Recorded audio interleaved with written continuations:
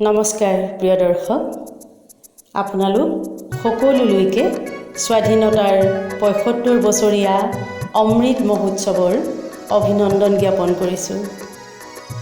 আমি আজি আপোনালোকক দেখুৱাম এই অমৃত মহোৎসৱৰ বাবে ধুবুৰীৰ ঐতিহ্যমণ্ডিত ভোলানাথ মহাবিদ্যালয়ক কি সুন্দৰভাৱে সজাই তোলা হৈছে। সঁচাকৈ মন ভাল লাগি যোৱা চালে চকুৰোৱা পৰিৱেশ। আমি আপোনালোকক জনাবলৈ পাই সুখী হ'ম যে ভাৰতবৰ্ষই স্বাধীনতা লাভ কৰাৰো এবছৰৰ আগতেই পুৰাণ প্ৰসিদ্ধ এই ধুবুৰী চহৰত 1946 চনৰ 16 আগষ্টৰ দিনা প্ৰতিষ্ঠা লাভ কৰিছিল পশ্চিম অসমৰ অন্যতম প্ৰসিদ্ধ এই ভোলানাথ মহাবিদ্যালয়ে। এই পবিত্ৰ শিক্ষানুষ্ঠানটিৰ এগৰাকী সদস্য হ'বলৈ পাই মই গৌৰৱান্বিত। মহাবিদ্যালয়ৰ প্ৰতিষ্ঠা দিৱসৰ লগতেই সংগতি ৰাখি যোৱা 2 বছৰৰ আগত এটি গীত ৰচনা কৰিছিলোঁ। গীতটিত সুৰ আৰু কণ্ঠদান কৰিছে সুগায়িকা নিহাৰিকা চাংমায়ে। আজি আপোনালোকলৈ সেই গীতটি আগবঢ়াইছোঁ, শুনিবচোন আপোনালোকে।